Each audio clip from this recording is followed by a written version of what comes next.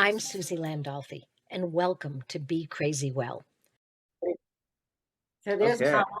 Hi. Hey, everybody. All right. Wow, there's Mama. When's that thing coming out? Steph, when's it coming out? Yeah. It's coming out in a month. In a month. 1 month to go. 1 month in counting. Yeah. I can't wait.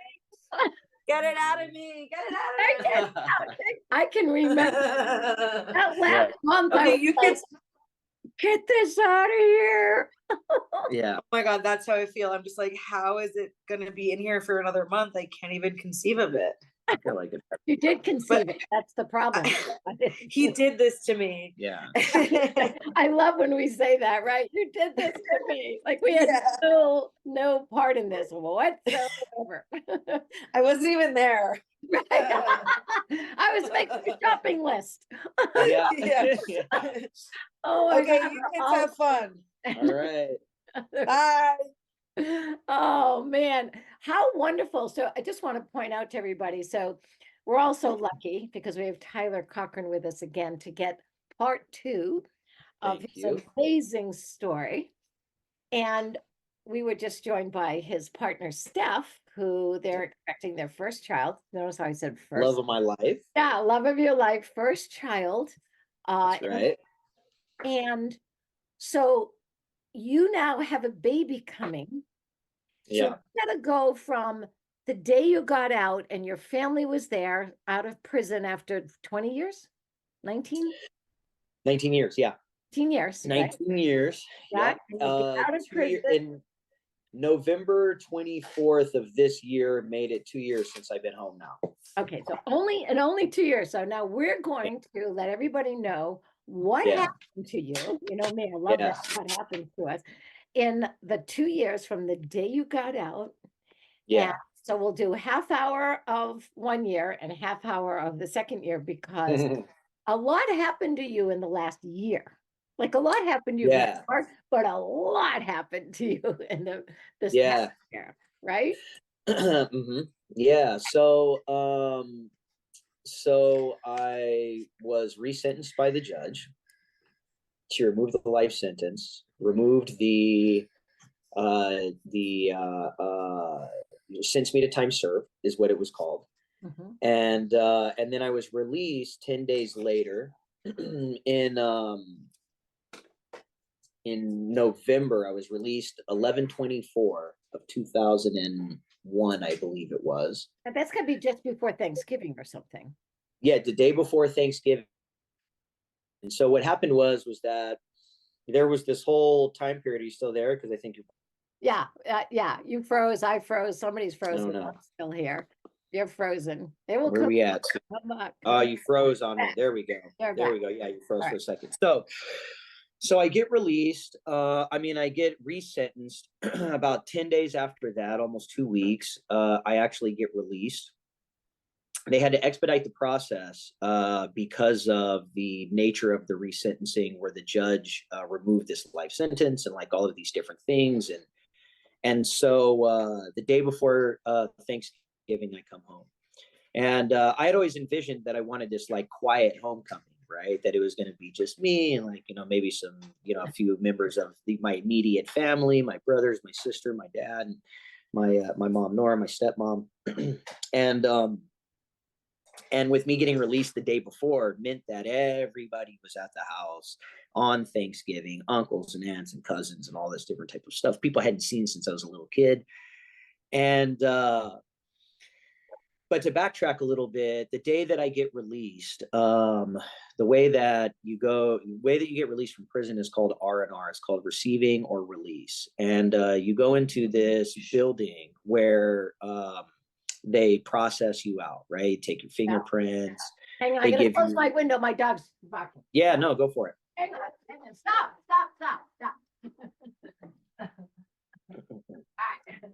Oh my God, it's always something, right? It's always something in this house. And Zoom, and Zoom I'm getting used to still because, a lot of these things, right? When it comes to tablets and iPhones and social media and podcasts and all of these different things are so new to me because, the technology wasn't even out when I was incarcerated. So anyways, I'm just getting used to it, right? And how to be relaxed. So anyways, I go to R&R. the morning of my release, I go into this building, they're processing me out, and I get put into this van. And this time I'm not handcuffed. Every time you went somewhere in a vehicle while you're incarcerated, you're handcuffed, shackled around the waist, shackled around the feet. And this was the first time that I was going to be in a moving vehicle where that wasn't taking place. So they put me into this van, and they drive me out to the outside of the institution, and they pull off to the side of the road and basically let me out. And my family was there with these big signs that said, "Welcome home, Tyler," and all of these great things. And it was such an amazing time. And I get into this van that they had rented, and it's my two brothers, my sister, my stepmom, and my dad, and then my two brothers' partners, my sister-in-law Jay and my sister-in-law Jess, and then some nephews now were in there. There was a couple kids now, that had been born since I was away, and all of these amazing things. And they drive me. I was released in the Coachella Valley, and then we're going all the way out to Thousand Oaks, where my parents had now been living. And so I'm heading out to this new place that I've never been before. And so we drive on the way home, and I roll down the window, and I do all of these things that I was never able to feel. And what was really weird about that was that how familiar it all felt, right? I thought that it was going to be this big impact, like, oh my God, I roll down this window and I put my arm or my head out of it, and it's going to hit me so hard. But what was crazy was how familiar and how comfortable everything was that I had fallen back into, even though it had been so many years since I had been able to do that. And I was just kind of like reflecting on that as I was experiencing it and thinking about the surrealness of it all, and intermingled with this like deep level of familiarity and comfort also. So we get home, and I walk into my parents' place, and I've never been here. And they had moved there early on, probably about 6 months to a year after I had been incarcerated. They had moved out there. So my little brother went to Westlake High and like all these different things. And we pull into this community that was so nice, like these houses were beautiful, and everything was green, and the streets were clean and paved, and, in a really, way that I could tell. And I had never lived in a place like that before. Even when my father was doing better, before I had run away from home and all of these different things, Lancaster was still such a hard place to grow up that it never looked like how Thousand Oaks and Westlake looked. I know. So I live a couple of miles from Thousand Oaks. I got yeah, it's a beautiful place. I love it. That was where my first place was at. Probably 6 months after I had come home, I was already working to a place that I could afford my own 2-bedroom apartment in Thousand Oaks. And I quickly made that jump and started to go into those next levels of adulthood on the outside. And I think that was one of the biggest things for me was, I had gotten to a place on the inside where I was extremely comfortable with understanding the environment, and I knew how to socially navigate it. There was a certain level of confidence that I had.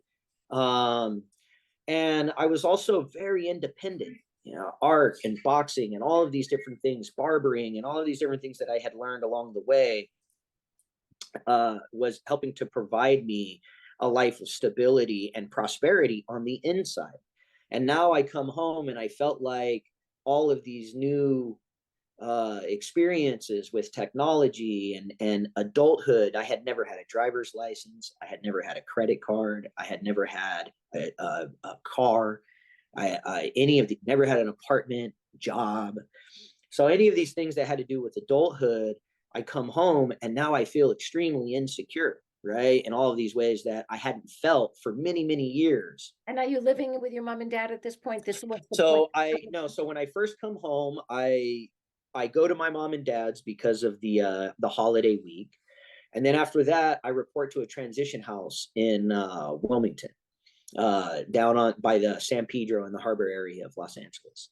And I was only there for a couple of days. I didn't have to go, and I didn't, and my parents wanted me to stay home, but I was also like wanting to see if I needed that type of support and understanding from people that had also been through the system, or staff that had worked with people through the system in these transitional homes.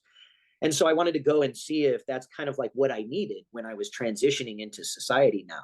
And Come to find out, I stayed 2 days, and then I went back home to my parents' place. I was like, I don't need the transitional house, not in the sense of what they provide. They're great people, do great work, but just in a sense of that, you know, my family was far away. That the transitional home was out in San Pedro. My family's in Thousand Oaks, and so all of these different things.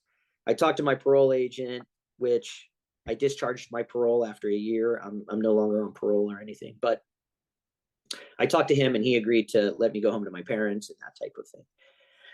So I go home to my parents, and first thing I do is I go to get a driver's license and a bank account, and I begin to kind of like enter into this world of adulthood and society that I had never been in before, and I started quickly running into a lot of roadblocks. Right, like I didn't realize the importance of credit in the free world, and that you may even have the money for a car, but if you don't have credit, they're not going to, unless you're just buying that thing outright.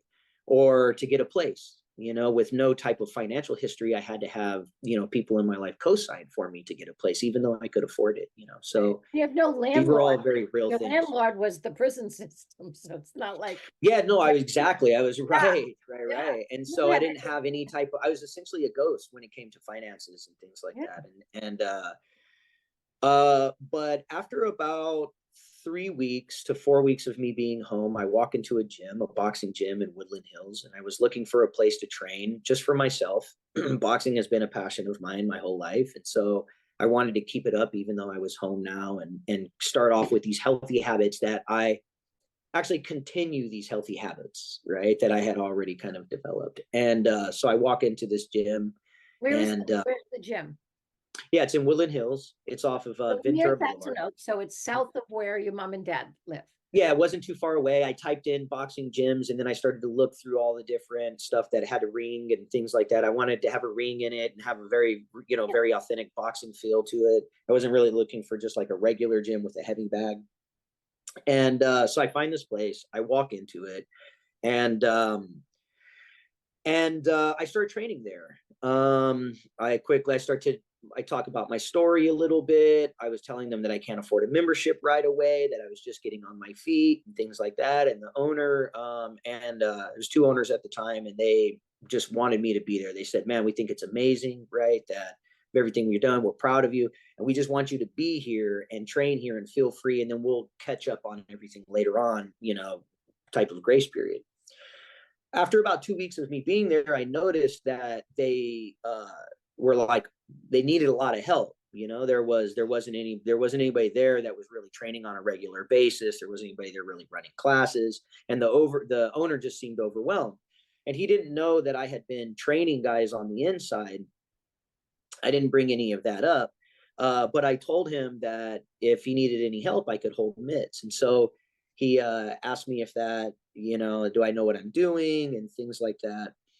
And so I said, yeah. And I could tell that he was going to call me on it, right? Like I could see it in his eyes that he was going to, that he was thinking about it. And then he was going to make me put my money where my mouth was. Exactly right. Yeah, seeing's believing. Oh yeah, about 5 minutes later, sure enough, he says, Tyler, right? He had this Italian accent. He says, Tyler, come on over here. So I go walking over, and he says, hey, go into the ring and work with so-and-so. Let me see how you do on the pads. So I start running the guy on the pads, and this was so comfortable to me, you know? And in fact, it was actually a comforting feeling, because I had just been doing this weeks prior. And now there had been this period of where I was in this constant state of feeling uncomfortable. And now something from my life before this monumental shift was back in. And so I was in a place of familiarity. And so then he's like, can you handle 2 people? And I said, sure, more, you know, however many, the more the merrier. So he puts them in the ring, and I start running a class right then. And then I go home and I tell my dad, and I said, Dad, you know, I think I'm going to get a job at this gym. I think this guy's like, he asked me to get in there and work the mitts and stuff. And I could tell that he liked what he was seeing. And I think he might offer me a job. And so about a week later, sure enough, he offers me a job there. He says, shadow me for about 2 weeks. Let me see what you do. And at the end of it, if I like it, then I'll hire you on. Now, hiring on, you know, meant, you know, no payroll, no pay stuff. No, it's like cash or Venmo or Zelle or something like that. And that was good at that time. But later on, I quickly noticed that I needed to get those things because of my financial history and all of that. So anyways, I'm at this gym, and one day, one of this member there says, hey, he'd been working with me for a while, and he says, would you be willing to do house calls? And so I said, yeah, I've never done them before, but of course I would, for you, I would, train with somebody that you want me to train with. And he goes, good. I want you to work with my brother. I think he would really love you and your style of training, but he's never going to come to the gym. And so I said, yeah, no problem. Send me his address and that type of thing. So he sends me this address. I put it in my maps. And next thing you know, whatever the following week or whatever it was, I'm driving to this location. And I start noticing that Thousand Oaks was nice, but this place is really nice. Right. And come to find out it's Bel Air. And so I pull up to this huge place in Bel Air, and I'm like, wow, this is really amazing. I mean, a few weeks prior to this, I had just coming home from being in prison. And so the guy says, hey, my name's Jay, and this and that, and ends up being Jay-Z's very close circle of friends. This guy named Jay Brown, shout out to Jay Brown, Emery Jones, shout out to Emery. Emery lived right down the street, man. And these two guys are brothers. They're a close circle, and they're a quiet of people. And so for them to let me into their circle was amazing. Right.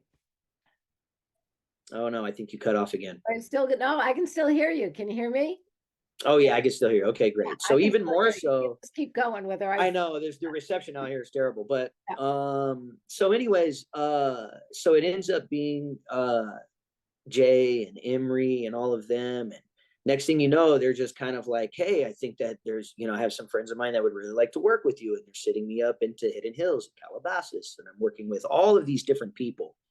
And I won't name everybody because, I know I want to respect people's privacy and stuff like that. But I was working with a lot of celebrities. And now, after only being home out of, the joint after 19 years, I'm like in Bel Air, Hidden Hills, Palisades and Malibu. And I'm just traveling around.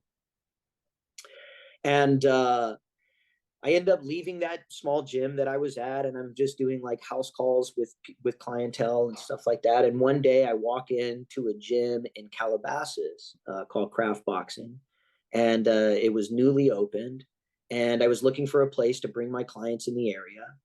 And when I walked in, I met these two women at the front desk, and I said, hi, my name's Tyler. I'm a boxing trainer in the area. I have clients throughout this location, and I'm looking for a place to bring them. And I had a short conversation with them, and they said, man, we really want you to meet George, and I went, George, and they go, yeah, George Foreman III. And I was like, oh man, I was super excited, because, the Foreman family in boxing is, such a powerhouse. And so George comes later on that day. I shoot off, work with some clients, and I get a call, and they said, hey, George has agreed to meet you and have this meeting. And so I go back to the gym. That same day, I meet George, and George was amazing, right? He had this quality of like just dropping in with me and being very present. And he was so supportive of my story, and at the same time, though, too, he wanted to make sure that, I was who I said I was, and like all of those different things. And so he was reading up on the case and like and then he had like, I think 3 different interviews with me. And I really appreciated that because of up to that point, I really hadn't had an employer or anything really try to drop in with me in a real way. The majority of them just saw maybe the value in my work ethic or the value in, maybe what I can bring to them. But George had a different approach with me, and it was more about this collaboration and this collaborative feel. And, so George, after meeting with me about 3-4 times, maybe, asked me if I would be willing to be hired on with Craft Boxing. And that really changed my life yet again, because Craft Boxing is where I was able to meet you. It was where I was able to meet Steph, right? Which is the next chapter of what I'll be going into after Crafts and all of that.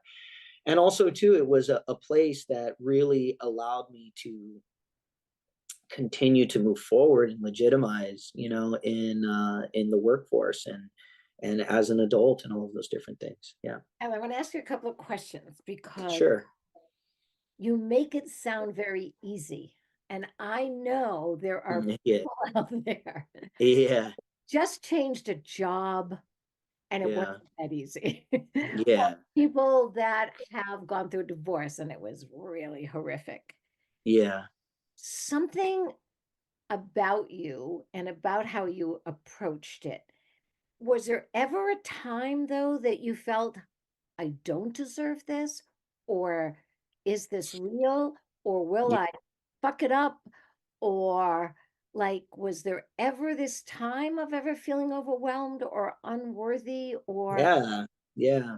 Yeah. And all it, I mean, throughout the entire time and still continuously, I feel like those types of emotions are inevitable in life, right? That I'm going to continue to that I'm going to continue to feel fear, doubt, insecurities. I'm going to feel anger and hurt and all of the tougher emotions in life that, like, is really important to learn how to navigate and process, right? And process those emotions in a healthy way.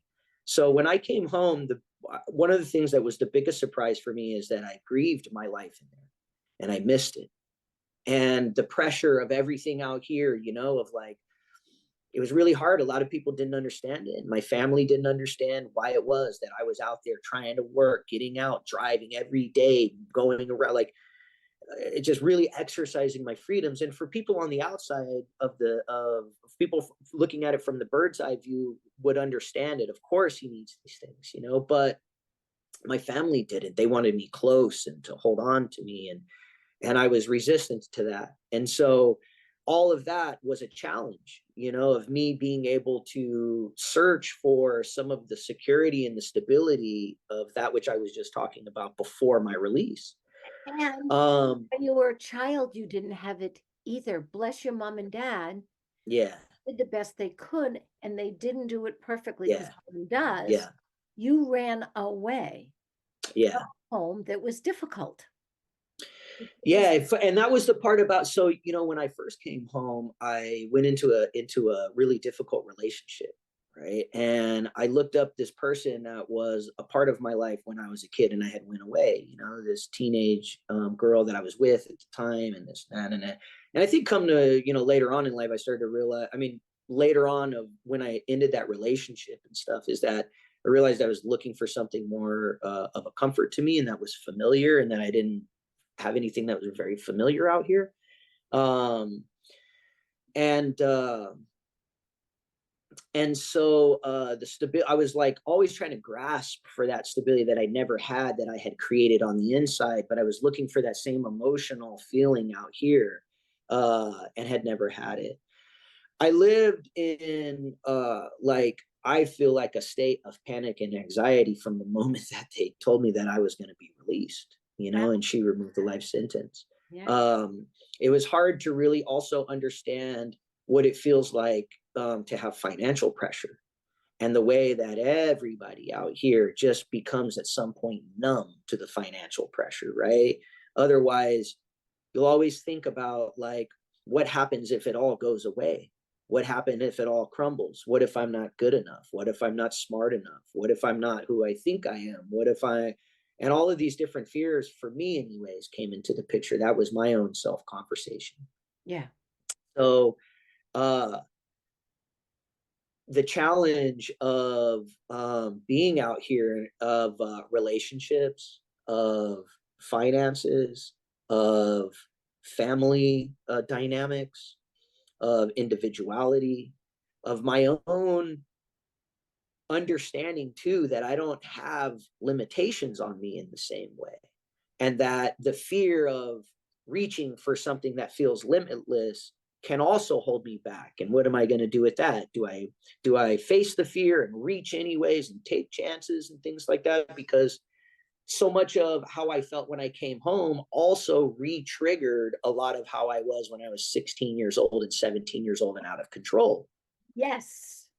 And You so when get I was that like feeling development. like I was, You yeah, get those years of development that yeah, you developed in prison. There's great things you developed. And yeah, it was a very contained, system, not what your friends and family and everybody else was doing in terms of navigating their development. in Yeah. this world. So you had Yeah. some superpowers and huge deficits. Yeah. Yeah, huge deficits. And this is how I looked at it. I looked at it like this. I looked at it like this is the conversation I started to have with myself when I was feeling these things, and I was feeling really like where I feel like the majority of my time was spent in this space of doubt and fear and insecurities and questioning and triggers and all of these different things. And then I started to have this self-conversation where I realized that no matter what is triggering the fear, no matter what is triggering the self-doubt or the insecurity, or the inadequacy, that before I get to the place of being able to identify what's triggering it, I have a decision to make of whether or not I'm going to face the trigger and cope with the trigger, right? And the way that I'm going to do that is through the healthy habits that I had initially implemented in place and had learned along the way in order to be able to handle those very same things. So I started to go, oh, you know what? Even though financial pressure is making me feel very afraid of whether or not I'm behind in this, or am I going to be able to keep my house? Am I going to do this? Am I going to do that? Right? All of these different things, or whether or not it was the fear of um, some form of violence against me in prison, of like, oh, I'm young, I'm going onto the yard, I don't know if I'm going to be able to protect myself, am I going to be targeted, all of these different things. No matter what, one thing that I was familiar with was the fear, and I was also familiar with how to cope with the fear and to use things like exercise and my support network and communication, and to use things like reading and writing and meditation and solitude, going and thinking, where I can be alone and think and not have this bombardment of agendas, right, and expectations brought into my decision making that are beyond my own. Right. So that's the way I started to approach it. And when I started to approach it from the same way that I dealt with things in there, and I used a lot of those same coping skills, they relieved the stress and the pressure out here. And they made me feel more familiar and comfortable back in my sound. Go ahead. But you're telling me that those wellness practices, and that's what I like to call, you were practicing things that helped you deal, right? Yeah. You're telling me that wellness practices supersedes the situation. That here's the funny part. Wellness practice in prison work out here. Is that what you're telling me? That's exactly what I'm telling. And this is the funny thing about it. We're actually doing a bit on this, Steph and I, right now, right? Yeah. So we have our own podcast, right? It's called Mom and Dad's House, and you can subscribe to it on Substack, and I'll put all that out there. But my point is that out of that thing right there, right, is that I'm literally writing this Thursday 10 tips for wellness in prison. And what's going to be funny, right? Yeah, this is the funny thing, is that they're the same tips. They're transferable. That's it. Way of being. I have a friend who's a dear POW from the Hanoi Hilton. Yeah. Charlie Plum. 8 years in an 8-foot cell. Tortured, the whole thing. No communication. They did this little scratching thing. I can't imagine. Like, you got to meet him because you two me, right? And so, and then he got out, by the way, his wife thought he was dead, so she remarried. She married someone. So then there's that now. Now he's coming home to a world that's blown apart. Exactly. Yeah. So this idea that a way of being, those principles and practices, I like to call them principles, like even though you fear and sadness, you don't give away to it, you go and do the principles, which is being honest, your discipline, your habit. So principles and practices, wellness practices, they fit in any situation. We are situational. We think that the situation changes us. Yeah. Only if we allow it. That's right. Yeah. So and so it's funny you say a way of being, because one of the first books that I read where I was like starting to embark on this wellness journey and this like commitment to therapy and and maturation in my life, right? And where I knew that I was having to take the chance to like take it in my own hands.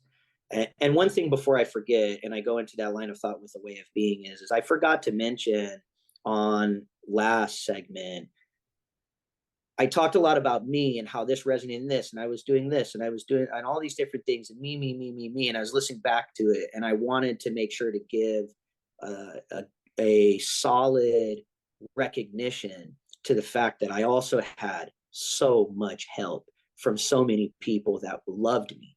My dad never gave up on me. My brothers, there's so many different people. My mom, Nora, right, and who filled that role, right, where my biological mother couldn't, and so many different people along the way, even you, Susie, right? Even to this day, you know, you like the support and the love and the kindness that you showed to me means a lot.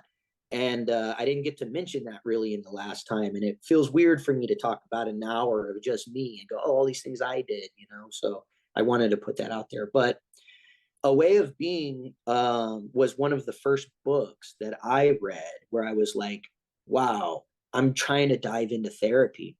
And it was written by this guy named Carl Rogers, which I know you know who it is, right? They call me the grandfather of humanistic psychology. That's right. And A Way of Being in there, one of the things that he really talked about is that really the majority of people want to be balanced and to feel this level of healthiness and balance in their life, and that we all have the tools inside of us in order to be able to get to it, and that we have to create an environment of where those tools can really flourish. This is the way that I interpreted the book, right? And one of them was creating this space where you feel safe and you feel comforted and you feel valuable and you feel like all of these, and only in that space right there is where you don't have this survival mode, this instinctual mode, and you relax enough to then be honest, and to be honest with yourself, and to be honest with maybe your therapist, or to be honest, whatever that looks like in your life.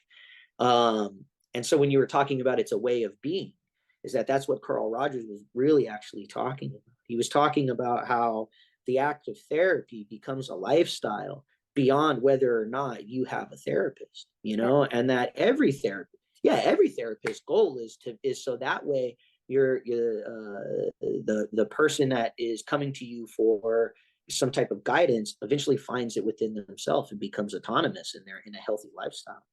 Yeah, it's so what I was looking for when I came home from in there was I was telling myself everything changed now. I'm home. And so I was telling myself the very thing that I told myself when I first went into prison, which is the rules don't matter now. Now I'm in a new space and there's a whole new work, you know, a set of rules that I have to. And then I realized, no, it's not fucking true, right? I'm home, but the rules haven't changed. The way that I live my life and the lens that I filter it through, I take it with me everywhere because it's who I am as a person to my core, right? Right. And I really believe that's where a lot of my success came from is that people that gravitate to me and who I gravitate to is because we really feel the sincerity in one another. And nobody's perfect, but we're trying to be better and we're trying to improve and we're always trying to help and never trying to hurt. So yeah. That's a, you know, it's so funny. So when I was in Antioch studying to be a therapist, we started this wonderful woman, and she was an alumni actually, and we started a counseling center called Ways of Being for the LGBTIQ community. Yeah, And yeah, I love it. be a lesbian. I was not. Yeah. And so, like, we were so clear that Yeah. way of being in the world gets to be your core. So in boxing, we talk about core punches, core, everything comes in your core. This has to be strong in order for everything to work together. So regardless of where you are. And Carl Rogers actually was really a threat to so many therapists who wanted to use a model and not just be with. No, you just have to appreciate everybody, be with and be authentic. And they're like, you're ruining the whole thing of you know, Right. you telling them that we're not that special as therapists. Right.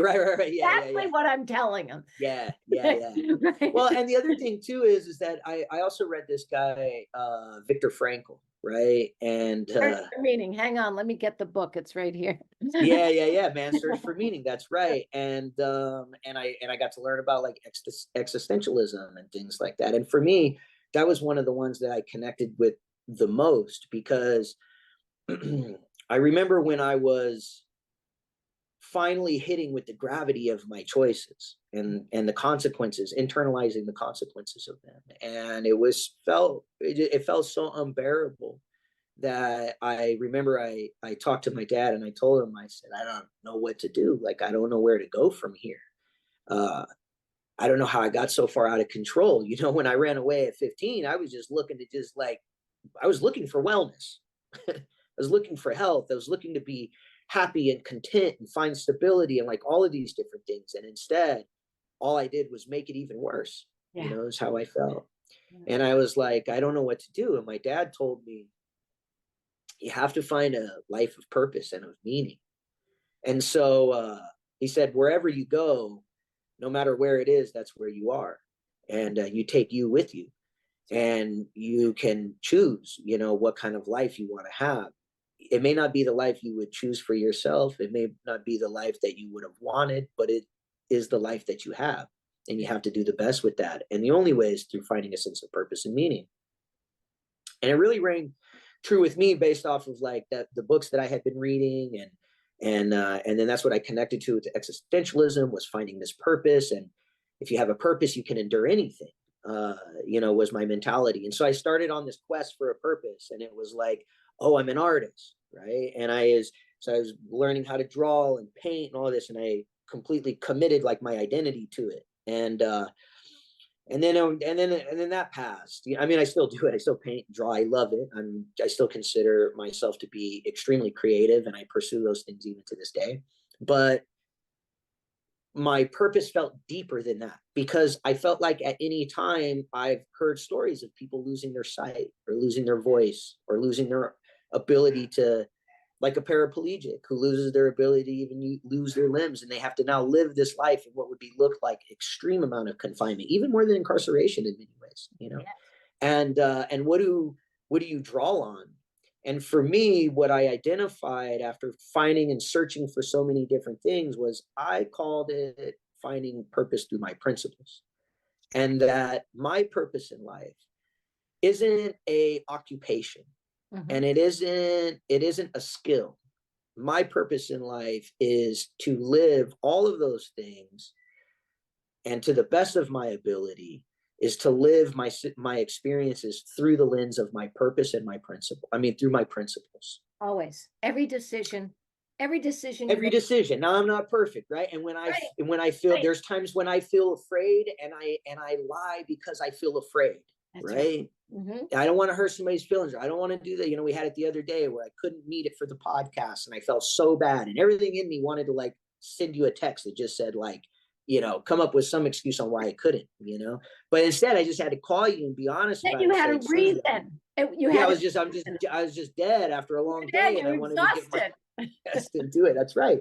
But what I mean is that it gave the space for then you to go, I understand it, I get it, and made me feel so much more relieved and closer because of those different things. But it's my principles that allowed for that, just like it was your principles of understanding and being patient to understand that, you know, that's a thing. And then you extended me grace in that way.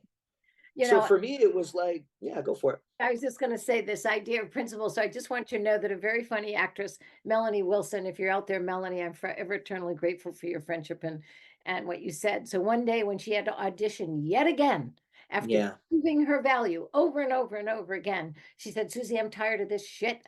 I'm going to make my life my career. Yeah, that's right. And I said, well, no, that's what I'm in right now. That's right. You just said it in a different way. Your life is your career. So you paint, you box, you're going to be a dad, you're a partner, you're all of these wonderful things. Yeah. And at the core are your principles, because without them, none of those things have meaning. because you will not be a good dad. You will not be a good partner. Right. You will not be a good boxing trainer without because you'll be dangerous. Yeah, and I was, and that's the and that was the hard lesson for me, was that I know that if I'm not filtering my decisions and my perspective on life through the lens of the things that I believe in.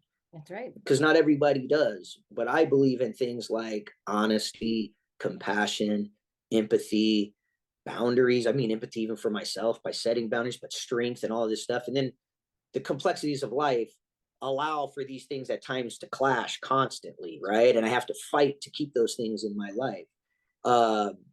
But that's how much I value them, is that they're my purpose. And it's the thing that makes me feel deeper about my life, because I feel like when I don't do those things, I internally feel weaker. That's right. And when I do those things, that's right. Right. When I do those things, I feel stronger internally. Right. And so, you know, here we are. I walked into crafts. I've been following my principles are my purpose that did not change when I came home. Right. It was the way I lived in there. It's the way that I live out here. And, I was in this relationship that was not good for me. And so I got out of this relationship, and now I was single, and I was just like, you know, this free guy in the world. I was a single guy. It's a love story, folks. Everybody wants to end on a love story. Here it comes.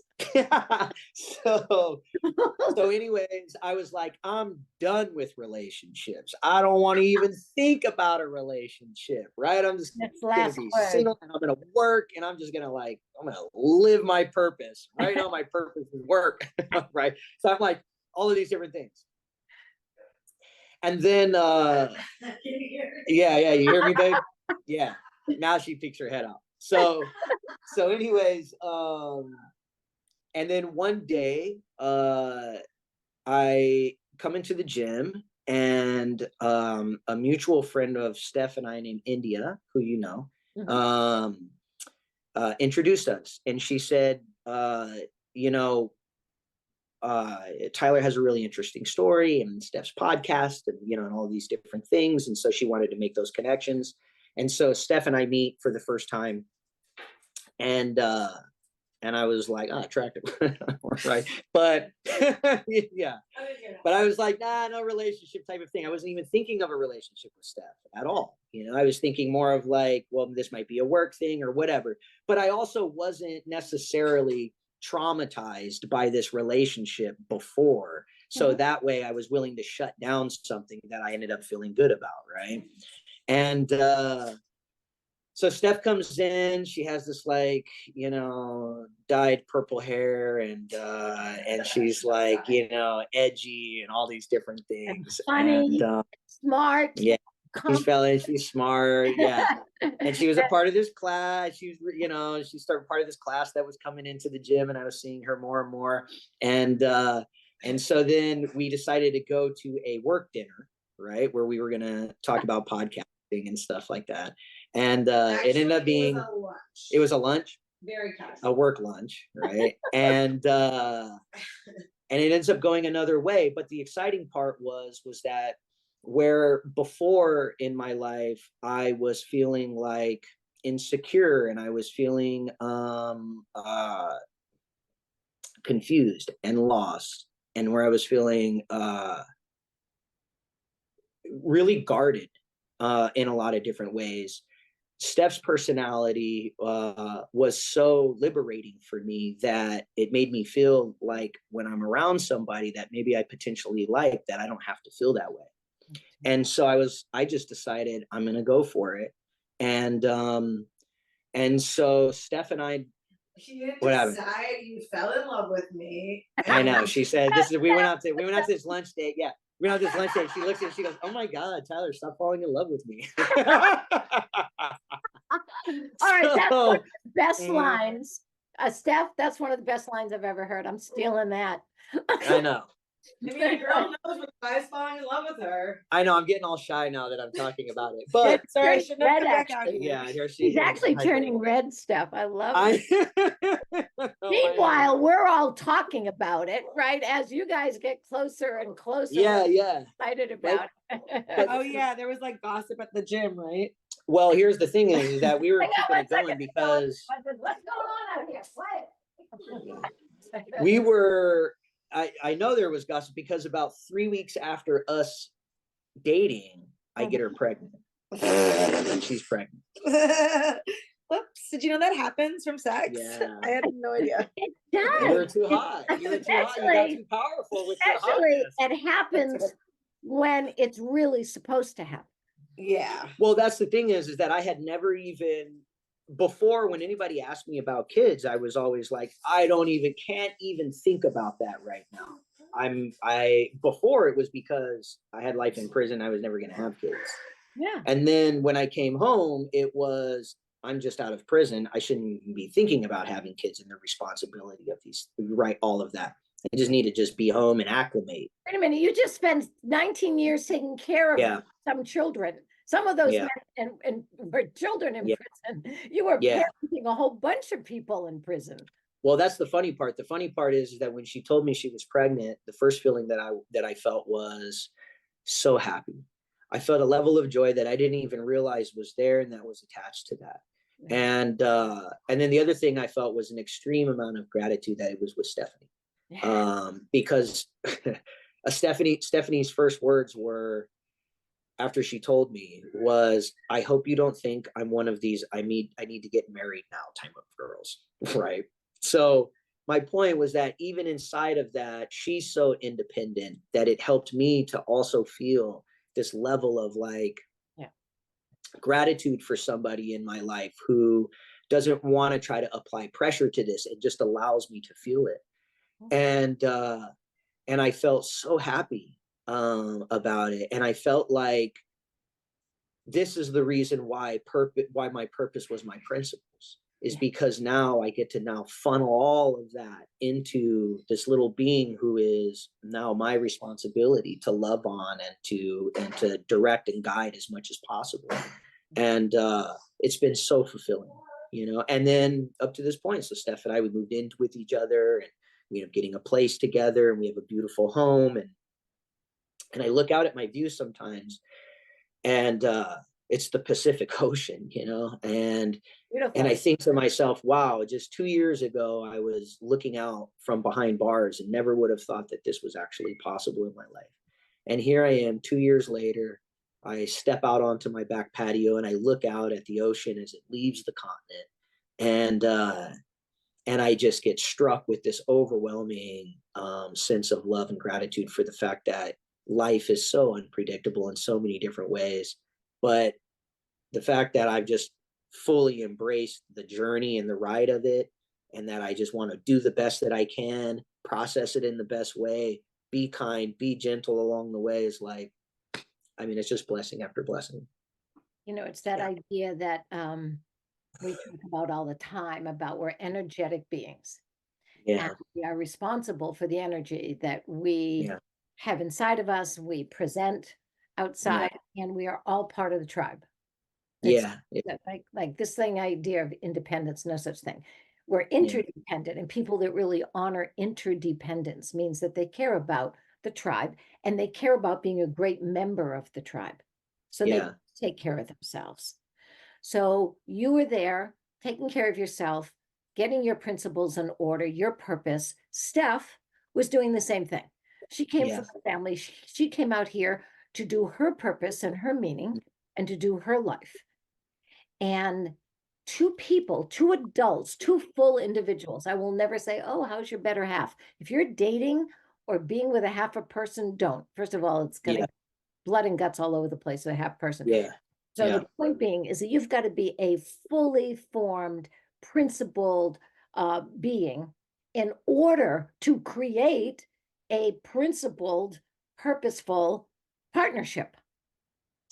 Yeah, that was the thing that I was really thankful for as well. I look back up to this point right now in my life, and I see, even in this 2 years, which feels like a lifetime, And in that time right there, I think about, stepping right into a relationship that was toxic, making the choice to leave that relationship, feeling secure in the fact that I know that if I get myself into something that's not healthy for me, I have the strength and the ability and the awareness to then pull myself out of it. That's right. Right.